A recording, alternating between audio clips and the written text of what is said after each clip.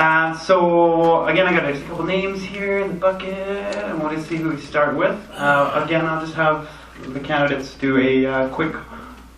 Yeah, no, there's a lot in there. Excellent. And just do a quick rundown of your bio. Give us, your major points, and then we'll go into questions just as we have. So Wayne, Lucia, would you like to start off, please?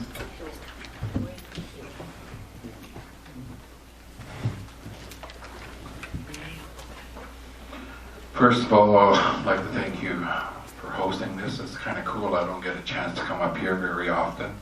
My name is Wayne Lucier. I was born in northern Manitoba. Our farm was right next to Duck Mountain Provincial Park. Moved up here into BC around 1973. There's actually quite a few of my friends who moved up from Roblin, Manitoba up here. Roblin didn't have a lot of work, so once we graduated school, most of us moved on.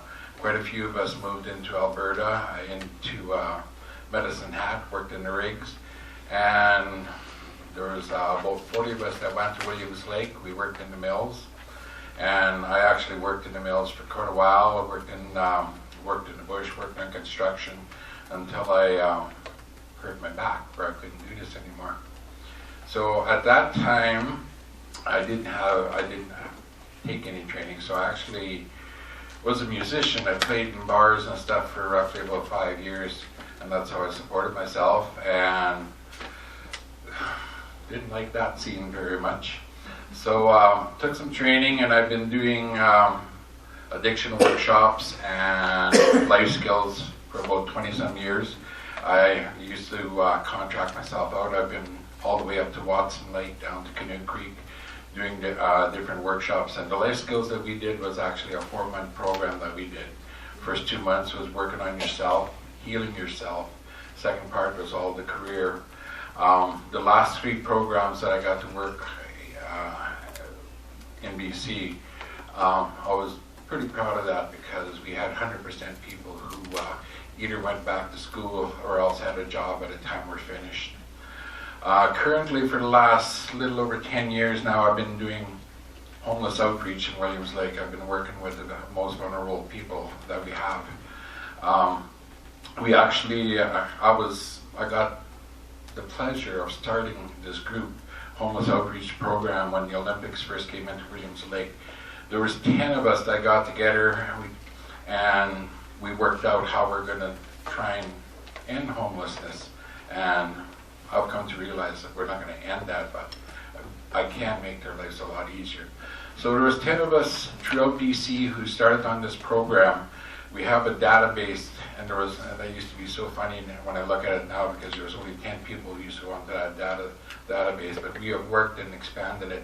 Currently, there's a little over 500 people who have access to this database. So we did our job, we did our due diligence, and it has worked.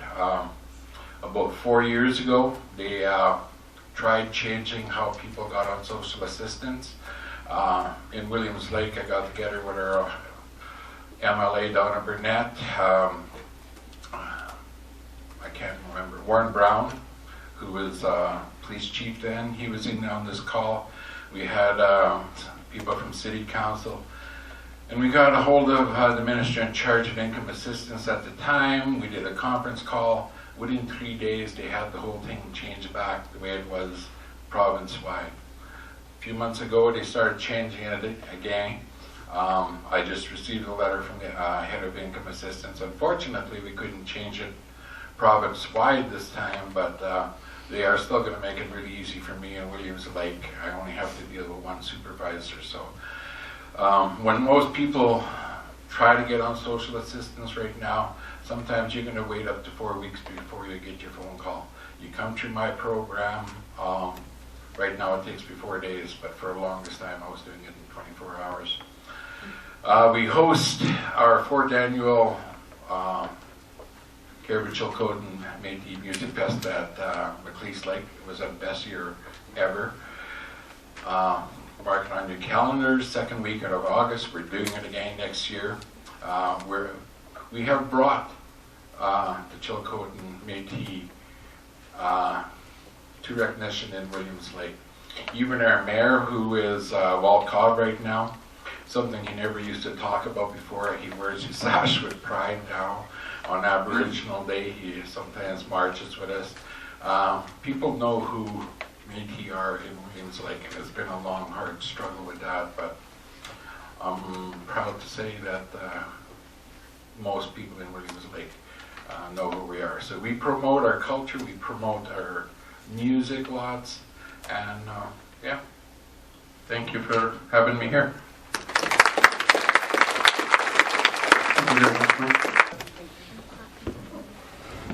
Good evening, everybody. Thank you all for coming out. It's wonderful to be here. I want to thank Nicola Métis Association for hosting this event tonight.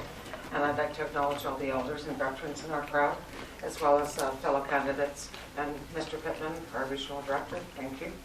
And the mayor, thank you for opening us up. I just want to, I guess where I want to start is, oh, thank you. I was born in Port Alberta, BC, and I've lived on Vancouver Island most of my life. However, I do have ancestry from this territory here in the Inuit territory. And I was talking to Phil's wife earlier, and she's from Lytton as well, so she's probably related. I'm from the Oates and Williams family in Lytton First Nations. My Métis grandfather married my interior sailor's grandmother up in Ashcroft, and my dad was born in Ashcroft.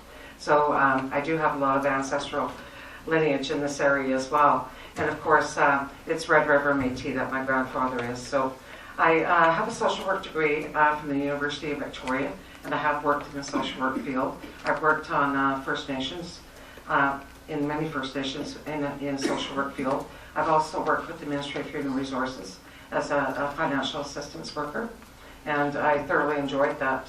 I've also done other work with emergency social services, and I guess my career took a different path when I came to belong to a Métis community, and that was the Métis Nation of Greater Victoria. I got involved in the community there, and things started changing rapidly. And you know, you're a community member and you're a community volunteer. And in 2005, our president had to take a leave, and at the time Victoria Clinton was our vice president, so she moved up to president, and all of a sudden I got volunteered into the position of vice president. And then short time later, Victoria was hired by the MNBC, so the vice president had to move up into the president's role, so that was me. And I never had any aspiration to get into politics at all. And then a short time later, there was a vacancy for the Regional 1 director, and the Regional Governance Council appointed me to be the interim regional director, and that's in 2007. So I've been on, into my 9th year in the MNBC Board of Directors, and it's become my way of life. I thoroughly enjoy it. During my time with MNBC, I have held the Ministry of Children and Families portfolio, the health portfolio, and currently my portfolios are veterans. And I'm also the MNBC representative on the National Métis Rights Panel with Métis National Council. I'm just really passionate about Métis politics, and we've done a lot of interesting things have happened over close to 9 years ago when I first started. You know, there's been ups and downs. We've made mistakes as board members, but we're working hard. We've turned things around. The last board recognized that there was a lot of things that were wrong, immediately made changes, and in about 2011, when we hired a new CEO and CFO, things started turning around. And so our administrative arm of MNBC is doing quite well, and we're quite stable. We can work on a lot of different things, communication being one of them. And we have a lot of room to grow, and I think now is the time to make some changes and see where this goes. Like I said, we have a strong administrative arm now, and I would really like to see our governance take off. I'm the chair of the MNBC Governance Committee, and that's really my passion. We've got a lot of work to do on our governance, and we always don't have time to spend a lot of time on that. I'm not sure if a lot of people realize that the MNBC Board of Directors do not receive a salary. And so it's volunteer work. A lot of it. We do get per diems for attending certain meetings, but for the most part, we volunteer our time. For the last 5 years, I've worked at the University of Victoria part-time as a coordinator for the Native Students Union, and just part-time just to take care of my financial needs that I have to take care of, and that frees me up to dedicate my time to MNBC. So I'm running for Vice President, and I feel with my experience on the MNBC Board of Directors, this is actually my 4th election. So it's quite interesting, and it's different. This one's quite different because of social media. I don't believe in the other elections we had a social media that was so active as it is this time, so it's quite interesting. So this is my 3rd full provincial election, and I ran in 1 by-election that I was successful in. So I think I have a lot to offer MNBC and the new Board of Directors once the election is complete. And I do wish all our candidates all the best and the greatest success. And I think one of my strongest roles in if I was elected as Vice President, I think with the knowledge of the good things that we've done and also the mistakes we've made, I think I can offer guidance and assistance to a president that comes in, and I could be there to advise on governance issues as well. And I think I would really be able to be a strong support for our new president, whoever that may be. And I'm going to leave it at that because I know we have some questions. So just thank you all for being here. Thank you. Okay, I've got a couple questions put forth here. So I'll start with the first one brought forth is, can you give us an example of how in the past you've handled a high-pressure, high-stress situation?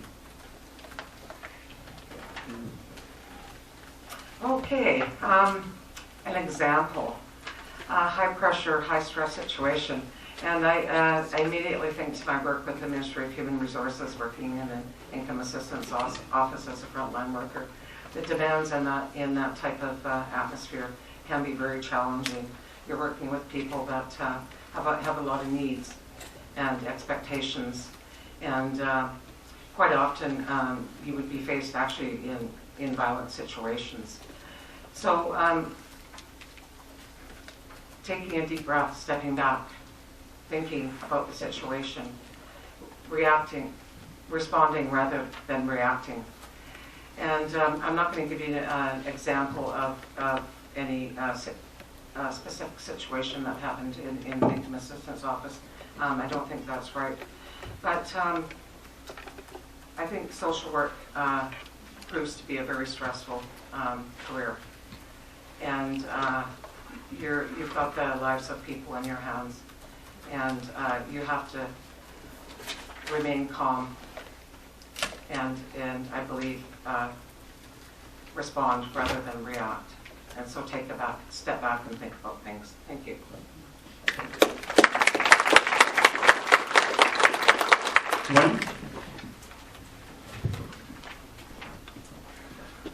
Unfortunately, I don't have to go too far back to think of one of my more stressful situations.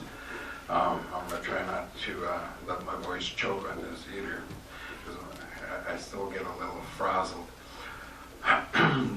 Dealing with income assistance, like I said, they've been changing the rules on how they deal with people. And about a month ago, and I never even, because I deal with so many people, I never even recognized the person when it first happened. But when I had to do a month-end report for my supervisor here a while ago, and when I went back to a certain date at the beginning of June, I couldn't believe what was in front of my eyes. I had this young lad come into my office, and I was helping him trying to get on social assistance. And for some reason, social assistance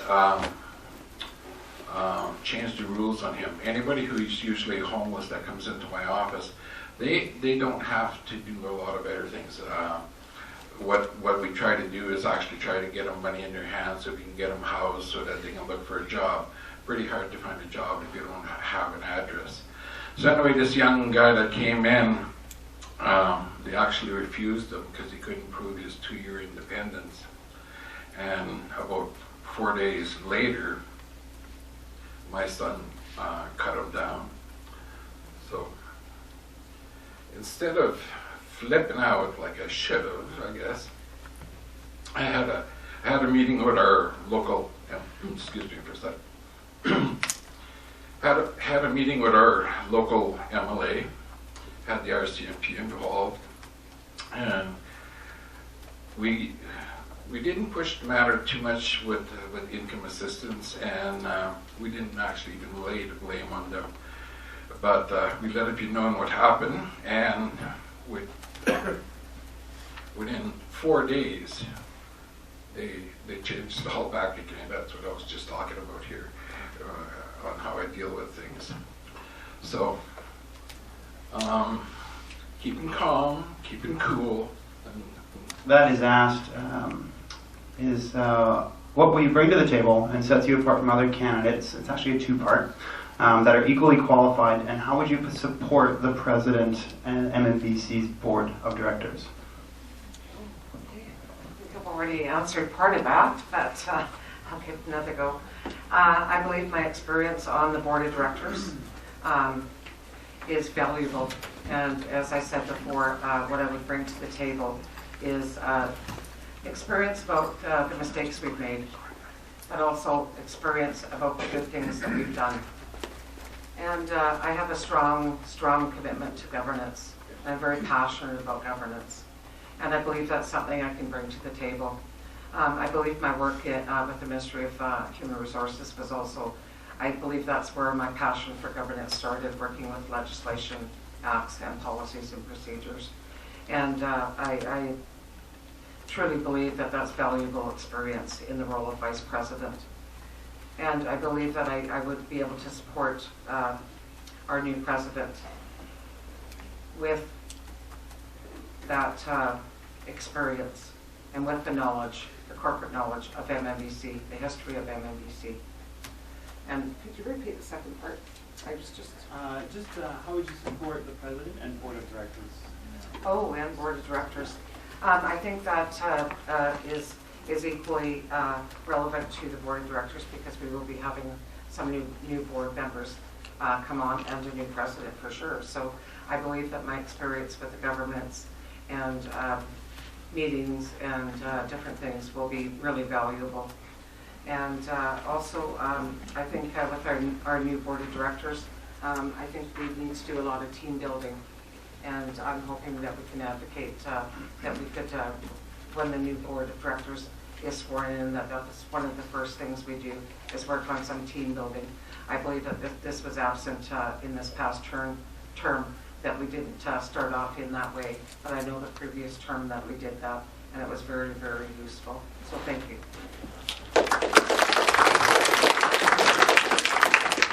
And Wayne, what will you bring to the table that sets you apart from other candidates equally qualified, and how would you support the president and board of directors? Well, first of all, I don't think it's a very big secret that Deb Canada and I are both running kind of like as a team, and I really think if we want to make a difference, that's how we're going to have to go with this. But I will support. If I get in and Deb doesn't, I will support whoever is our president and do whatever I have to do to try and bring our province together as one. I think what I bring to the position more than anything else is how I can network and bring people together, because I really believe if we want to make changes and if we want our provincial and federal government to recognize who we are and what we can do, we have to have those numbers. Everything that I've done in my lifetime when we're working with different communities and different, even with the First Nations, when we wanted to bring about a change, we had to have those numbers. And I think that's what would be my strongest point, is hopefully be able network and bring a lot of people together, because if we want the changes and if we want the provincial and federal governments to start taking notice of us, we have to be coming together as one, not 3 or 4 different groups. So that's what I'll be working my hardest on.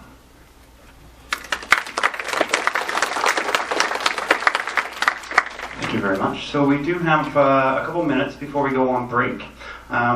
Is there any questions in the audience? Comments? Question? Perfect. As your guys' role as a vice president, you realize that you're going to have to go out and be away from your families and whatnot, long distance for a long period of time, correct? How are you going to, like, we want to see, the communities want to see more of our board directors and vice presidents. So will you be able to separate, being separated from your families for long periods of time, so over the next 4 years, staying in hotels all by yourself and not having anybody? And how will that affect you?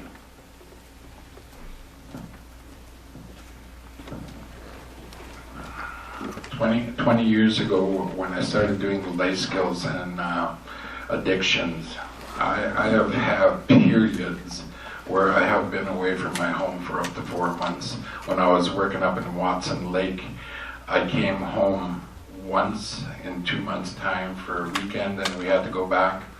As I have lived in fifth wheels on different locations throughout BC doing the life skills. Even before I got into any of this work, I worked in a lot of logging camps, highway camps. One time when I first came back, I left BC once and went back to Manitoba, and I came back. I worked up in a fly-in camp, Silver Can, and I was gone from my home for 8 months. The only contact I have was my phone. This is how Linda and I have grown up together. I've been with my wife Linda now for 47 years. We have 2 sons, and thank God Linda is a strong woman. She raised our kids mostly by ourselves when I was having to work out somewhere else. So that's not going to be a problem for me at all. And I really believe this is something that we have to do, is we have to start connecting with every community out there. We have to make our presence known, because it just floors me. Out of 11,000 voters that we have in BC, only 900 and some people voted. We have to start touching bases with all these communities, and that's very high on my agenda.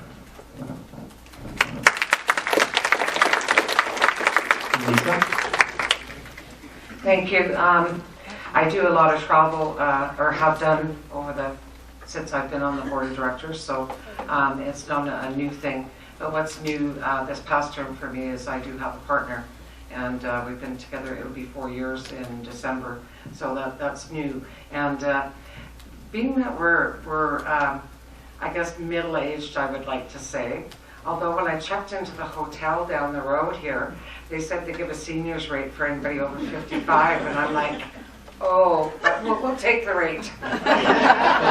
So we're older. We're not like where we need to be together all the time. He does love my cooking, so when I am home, I make a lot of different things that go into the freezer, and he really appreciates that.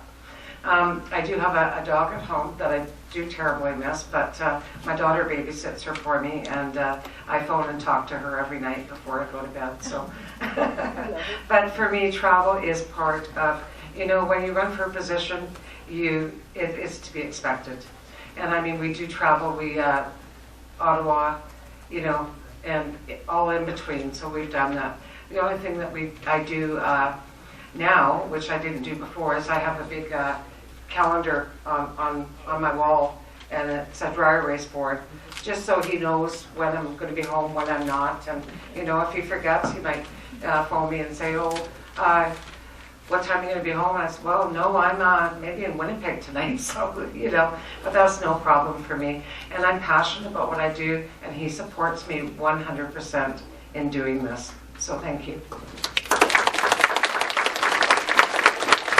Thank you very much. So just before we go on break, just got handed a note that there is some handcrafted Red River cards out there by Phil Lavalley. Is that correct? I hope I got that right. Lavalley. Sorry. It's okay. My last name is actually Van Waringen, not Van Worthington. So it's okay. I know what it's like. So the assembled cards are $80 and the kits are $60. Before we do go on break, sorry, Daniel. I have a question. Oh, sorry, Daniel. Daniel's got a question. I should have known. I gotta buy a card now. Yeah, sure. I have one. Okay. So for people to know that all the board of directors carry portfolios, it's up to the president to delegate the portfolios with the individual board of directors' input. My question to each of the candidates is, which portfolio or portfolios would you be wanting to take on, and what would be the reason? Good question.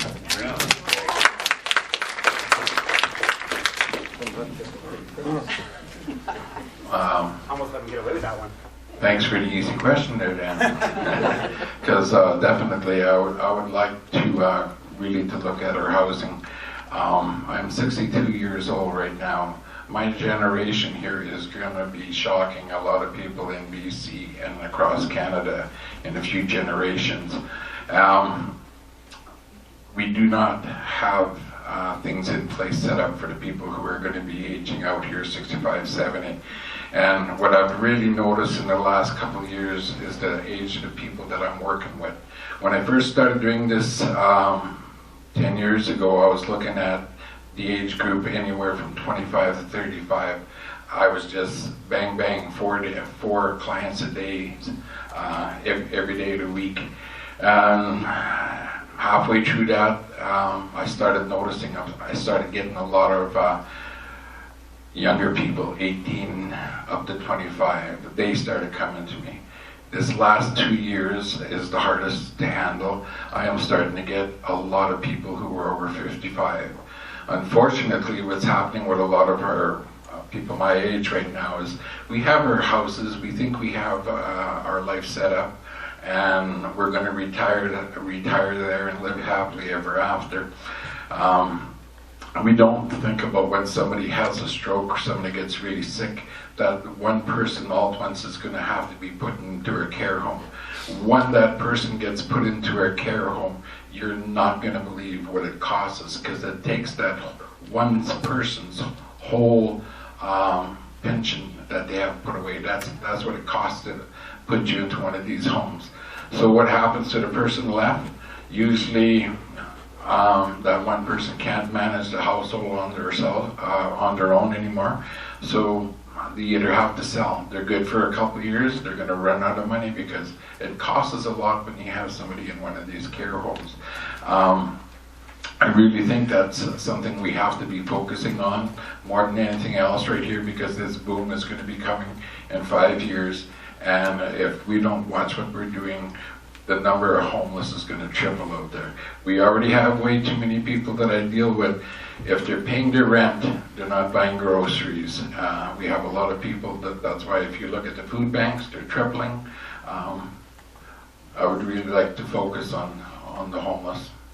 And also another thing that I've been working on in Williams Lake is the number of people, young people, and even older adults who are suffering from FAS, who cannot move forward, who cannot understand what is happening. And currently right now, our government across Canada does not recognize FAS as a disability. If you get diagnosed when you're going to school, you're pretty lucky. But most of them that I'm dealing with never had that diagnosis, and trying to get them diagnosed with a disability is next to impossible. These guys can't function on their own, and the numbers are staggering. So that's kind of like what I'll be taking a look at.